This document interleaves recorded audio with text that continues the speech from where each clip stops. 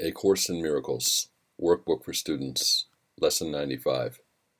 I am one self, united with my Creator. Today's idea accurately describes you as God created you. You are one within yourself and one with Him. Yours is the unity of all creation. Your perfect unity makes change in you impossible. You do not accept this, and you fail to realize it must be so, only because you believe that you have changed yourself already. You see yourself as a ridiculous parody on God's creation, weak, vicious, ugly and sinful, miserable and beset with pain. Such is your version of yourself, a self divided into many warring parts, separate from God and tenuously held together by its erratic and capricious maker, to which you pray. It does not hear your prayers, for it is deaf. It does not see the oneness in you, for it is blind. It does not understand you are the Son of God, for it is senseless and understands nothing. We will attempt today to be aware of only what can hear and see and what makes perfect sense. We will again direct our exercises towards reaching your one self, which is united with its Creator. In patience and in hope, we try again today. The use of the first 5 minutes of every waking hour for practicing the idea for the day has special advantages at the stage of learning in which you are at present. It is difficult at this point not to allow your mind to wander if it undertakes extended attempts. You have surely realized this by now. You have seen the extent of your lack of mental discipline and of your need for mind training. It is necessary that you be aware of this, for it is indeed a hindrance to your advance. Frequent but shorter practice periods have other advantages for you at this time. In addition to recognizing your difficulties with sustained attention, you must also have noticed that, unless you are reminded of your purpose frequently, you tend to forget about it for long periods of time. You often fail to remember the short applications of the idea for the day, and you have not yet formed the habit of using it as an automatic response to temptation. Structure, then, is necessary for you at this time, planned to include frequent reminders of your goal and regular attempts to reach it.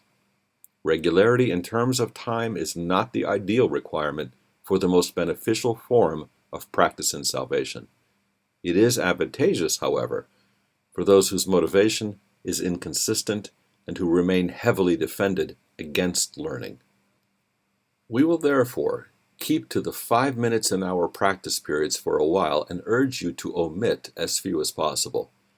Using the first 5 minutes of the hour will be particularly helpful since it imposes firmer structure. Do not, however, use your lapses from this schedule as an excuse not to return to it again as soon as you can. There may well be a temptation to regard the day as lost because you have already failed to do what is required. This should, however, merely be recognized as what it is: a refusal to let your mistakes be corrected and an unwillingness to try again. The Holy Spirit is not delayed in His teaching by your mistakes. He can be held back only by your unwillingness to let them go. Let us therefore be determined, particularly for the next week or so, to be willing to forgive ourselves for our lapses in diligence and our failures to follow the instructions for practicing the day's idea. This tolerance for weakness will enable us to overlook it, rather than give it power to delay our learning.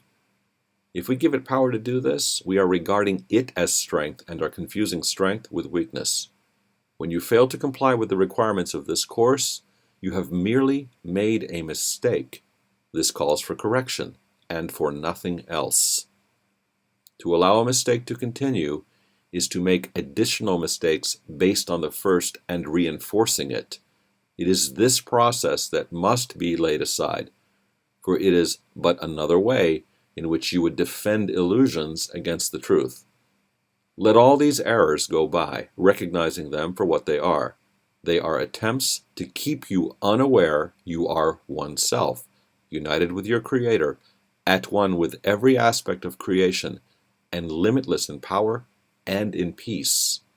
This is the truth, and nothing else is true.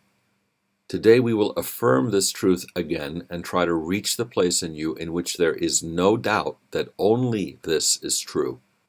Begin the practice periods today with this assurance, given to your mind with all the certainty that you can give. I am one self, united with my Creator, at one with every aspect of creation, and limitless in power and in peace. Then close your eyes and tell yourself again, slowly and thoughtfully, attempting to allow the meaning of the words to sink into your mind, replacing false ideas. I am one self. Repeat this several times, and then attempt to feel the meaning which the words convey. You are one self, united and secure in light and joy and peace. You are God's Son, one self with one Creator and one goal, to bring awareness of this oneness to all minds, that true creation may extend the allness and the unity of God. You are one self, complete and healed and whole, with power to lift the veil of darkness from the world and let the light in you come through to teach the world the truth about itself. You are one self, in perfect harmony with all there is and all that there will be. You are one self, the Holy Son of God, united with your brothers in this self, united with your Father in His will.